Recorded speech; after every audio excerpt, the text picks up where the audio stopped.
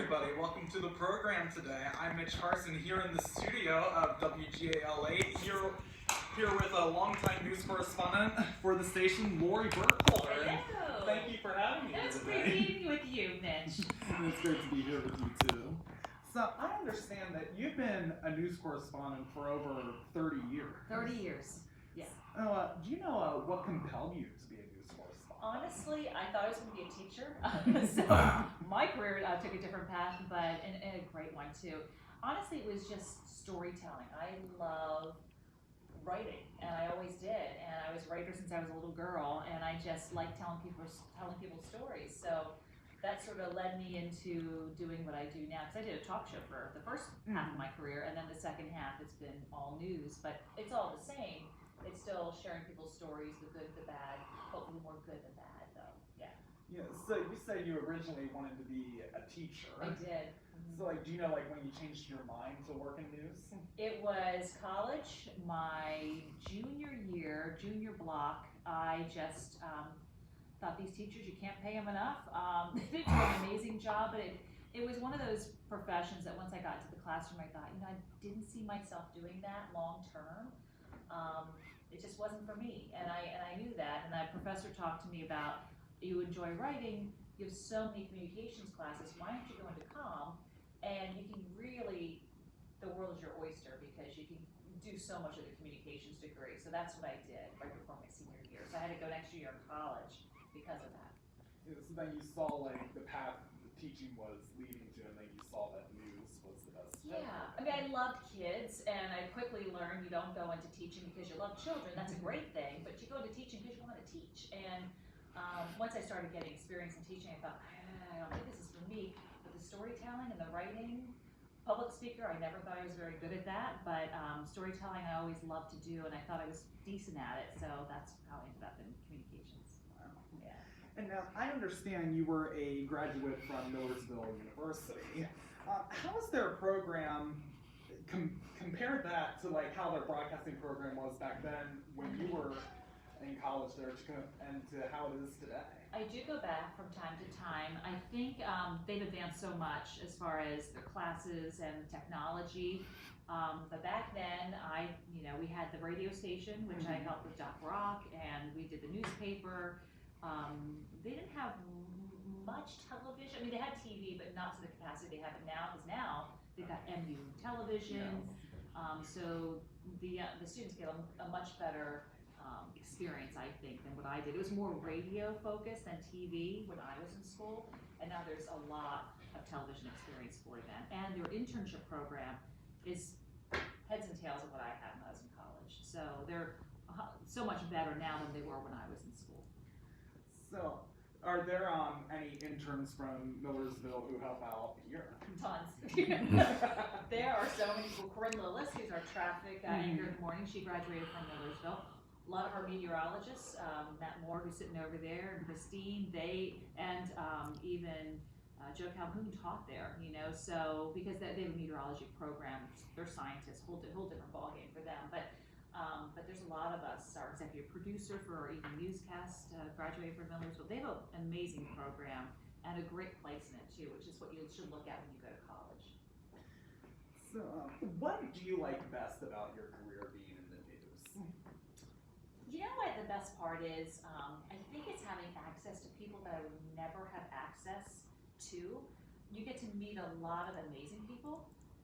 You get to tell a lot of compelling stories, and it inspires me. And a lot of times when I'm inspired, it makes me feel like I'm doing a good job, and if I can inspire somebody else, it's all worth it, But I think having access to people and places and things that I would never have gotten a chance to be part of had it not been for this station. So you go out on reports and you meet new people every time. Every day's different, yeah. And you feel a bit of special inside of you, going and hearing people's stories. And a responsibility, because it's your job to share this story. I mean, I do a lot of good stories. There's a lot of not so good stories. I mean, when I did a talk show, it was completely different. But moving over to the news department, we just did a whole series of reports on the AU Care Award winners. These are people that are in our communities, the unsung heroes that do amazing jobs and community service, and when you're a part of their lives for just a nanosecond, it's very humbling. And to be able to share their story in a way that comes across the way it's supposed to, it's challenging, and it's very rewarding. So, and you said like you've been in this industry for 30 years. Yeah. So, how does it feel to be in here for 30 years, and what has changed in the past 30 years since you've been here at the station? Wow, first how it feels. I can't believe it's been 30 years. I still feel like I was the youngest on the team, back in the day. I guess in my mind, I just can't believe I'm, now in my 50s and it's 30 years later. But in a way, it's a testament to this station because I've been here a long time, as has a lot of my colleagues, and that's nice to know that the station invests in their people, and it's really nice, and to be a mentor to some of these other younger reporters coming up. It feels good to be on that end of it as well.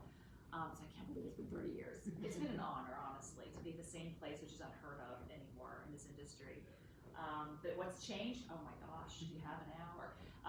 Technology, social media, everything's instant, the viewers want things quickly, and you have to get around the air as fast as you can, but it has to be accurate. And you've got all these social media I've got Twitter, Instagram, Facebook, so you're doing social media as much as you're doing your on-air job too, and it's very different. And the one thing that hasn't changed is the news gathering, though. That always is the same, getting the facts out to the viewers. And I think, trying to stay objective as we can, the political climate that we're in, it's very different over the years. And I think local news, thank goodness we have it, because they're the one outlet that stays, even keel when it comes to things like that. But I think technology is the biggest changer in this industry. It really is.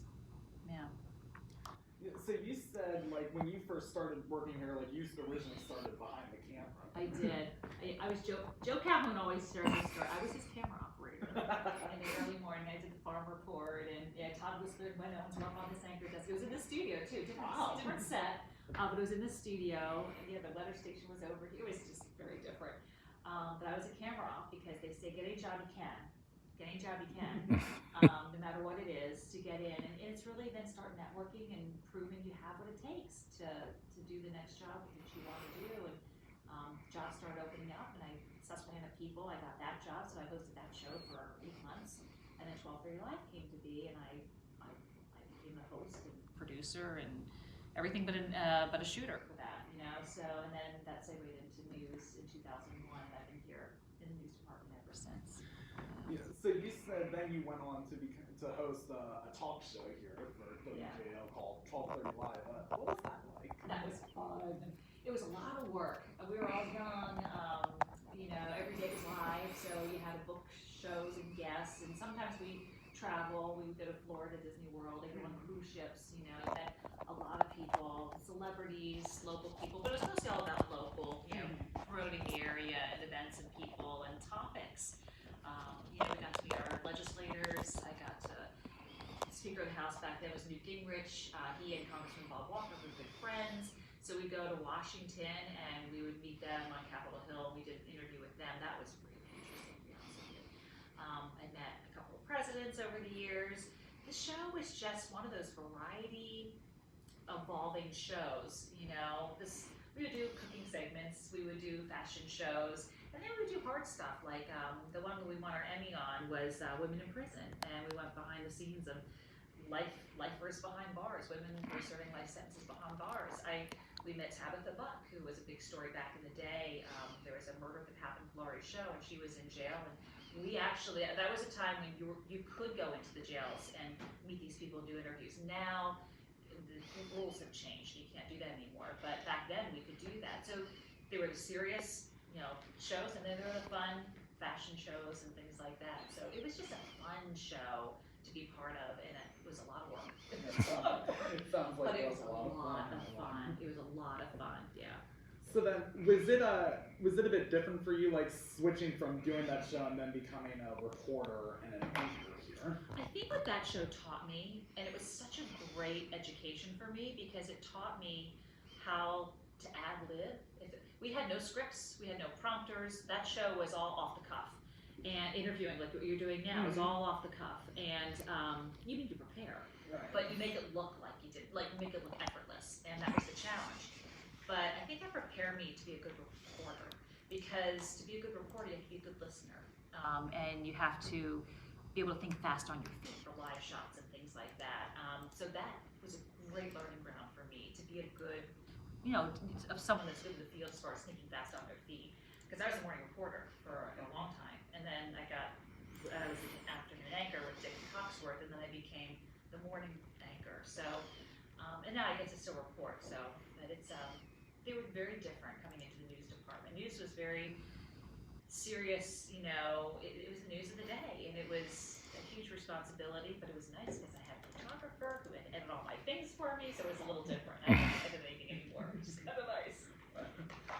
So you said like you've been both an anchor and a reporter here. So like, what's it like being both an anchor and a reporter for time at times for events? I think it's great. I love doing both. I'm very lucky that I get to do both.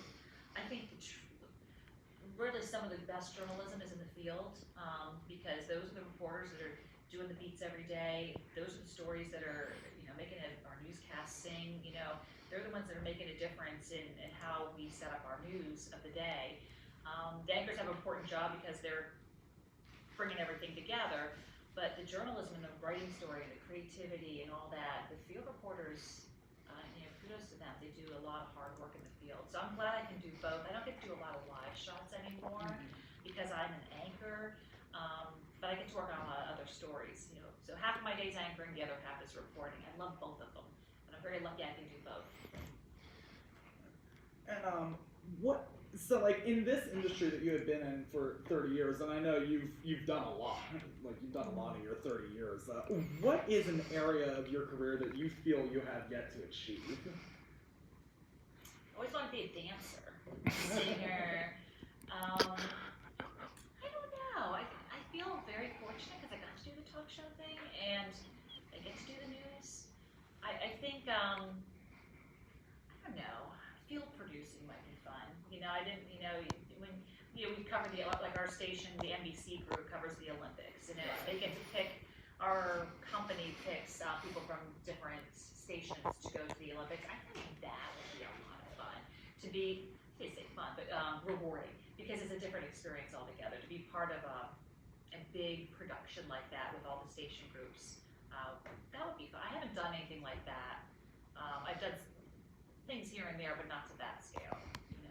So like when you said like you guys team up with NBC for special events like the Olympics, has anybody here at WGAL have they been on? No reporters, but behind the scenes people have. So we have, in fact, we have our assistant news director is going to be going to Tokyo this Olympics coming up here. And as far as on-air people go, I think they pick. There's always a station in California that is Hearst owned. We're owned by this company, Hearst. And so Deirdre always goes. She's been doing the Olympics for a long time, so she knows how that whole system works. And then they pick reporters from different stations. So far since I've been here, no reporters from our station have been picked to go yet. Yeah. Do you think any reporters will get to go sometime? Yeah, I'm sure they will. Yeah, it's just a matter of time. So you have covered many stories and through your time here at WGAL. Which one do you think is the most memorable that you have covered? People? Okay, so I look at stories in two ways. The people that impact me the most. And I can tell you, the one person that probably sticks out all the time for me is when I did 12:30 Live in the 90s. I met this guy named Michael Hartraft. He was the first person I ever met that had HIV. And he was 7 years old. He was hemophilia. That's what he had. Had a blood transfusion. That's how he got his HIV. Here's this kid, teenager. I got to know him so much throughout the years. He was so strong and courageous. He had a voice for his generation. He had a sense of humor. He died on my birthday at the age of 19. And I said, Mike, I bet you died on my birthday, so I always remember you. And I always remember. I can tell. I think about him more than I do anybody else. I think about him a lot, and I hope I know his family ever knew that, but I really think about him a lot. He just touched me. He was one of those people that I will never forget, Mike. So as far as people goes, I think he's at my As far as stories, probably, it's a sad one, but the Amish school shooting. That was a really tough. That was a tough one for me. And you know, anytime you lose someone, like that's a real huge tragedy. Even the stories where people get killed along roads, or and if I was the reporter, I can tell you when I drive around the Susquehanna Valley, I know every place I was at where someone died. In fact, on 283, there's a makeshift memorial, and I'm like, that's where that 24-year-old guy died on his way to work. I just know them all because they impact me. You know, for people at home, they think, oh, it's another accident, another shooting, or.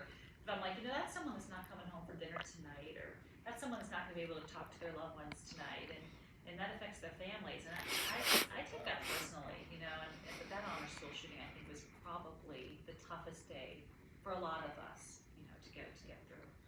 So I'm guessing from that 7-year-old boy that you interviewed, and then with the Amish school, I'm guessing those two, you got to keep close to, Yeah, you don't forget. There are things that stick in your mind, and you just don't ever forget them. Yeah, I know. As when we watch the show on WGAL, it's very polished. But have there ever been times where you got a case of the giggles that was difficult to overcome, and is there bloopers, so to speak, here from the anger death? Okay, so I'm gonna let you in on a secret. Long time ago, we used to have this called a blooper tape. But it doesn't exist anymore. But there'd be outtakes. Mostly it's when you're in the field and you're cutting something and you mess up, or because we're not always perfect. Right. We're human beings and we do make mistakes. And sure, there used to be blooper reels out there. They don't exist anymore. If they are, I've never seen them. But sure, sometimes you mess up and you just own it. You own it, and then you say, oh, all right, rewind, do this again. And sometimes there are some laughing fits. I know. I have never really had a huge one on the air, but there have been times when you get the giggles, and you can't stop, and you're trying to get it in check because you're going to a serious story. Because Jerry is always cracking up doing stuff, and just today we had one of those moments because there was we have a prompter, and sometimes they mistype a word and it changes the whole meaning of the story. I don't think that's what you meant to say, but you're pretty professional. We're pretty professional around here, but there have been times, yeah. So now in this business, technology definitely has developed over the years and has gotten and has improved more and more. So if you guys lost technology here right before a show or during the show, how would you deliver the news here from the desk to get it out to the public? What you don't see is Matt Moore's laughing right now to the side. You go old school. And you have. See, if you ever look at us, I don't have one here, but we have laptops in front of us, or little iPads. iPads in front of us with all the script. Jerry has a paper script because he likes to have the paper. We always have the paper. Not long ago, maybe a couple months ago, everything shut down. Was it even a month ago, Matt? Everything shut down. Teleprompters, the iPads, done. So you're in the middle of a newscast, and so you hook those paper. You go back to the old school, and you grab the papers, and you just deliver the news, and you don't have a prompter, so you'll notice the anchors are looking down more than they are because they're reading the words on the paper. But that's how we used to do the news a long time ago. But that's what you would do. Yeah, you just go back to the way they used to do it. So when things go down, it goes back to old school. Hopefully that doesn't happen that often because we really do count on technology. We have an amazing engineering department that keeps it running. But we always, honestly, in news, we have been doing this long enough that we always have a backup. You always have a backup. Even if a live shot goes down, you still have to have that story to deliver to the viewer so that you're not having to miss any of the news of the day. So we always have backups here. So you're always sort of prepared for the what ifs. Yeah, and my last question for you is, when you cover a story that's very sad or emotional, how do you control your own emotions so that way you don't in some cases get upset, angry, or cry? Yeah, because viewers don't want to see that, you know. I think it's okay because we're human, especially some of these really sad stories. Your job is to deliver the news, and your job is to be a voice of calm, I guess, when everything else is going crazy around you. So, you know, you count on your behind the scenes team, your producers are talking in your ear, they're calm, you know. I guess when I approach stuff like that, I deliver it in the way I need to. And then after it's over, you know what I mean? Right. It hits you. It does. And you think about it. And they do have, there have been stories, and I'm sure reporters, they have stories like me too, but there have been things that I've been exposed to in the field, accident scenes and things like that you see and you don't ever unsee it, you know? And so they do, the station has a really good, like if you need counseling, if you need someone to talk to, they do have a program in place for people but you know, we don't see a ton of that stuff a lot, you know, when you're on the scene of breaking news.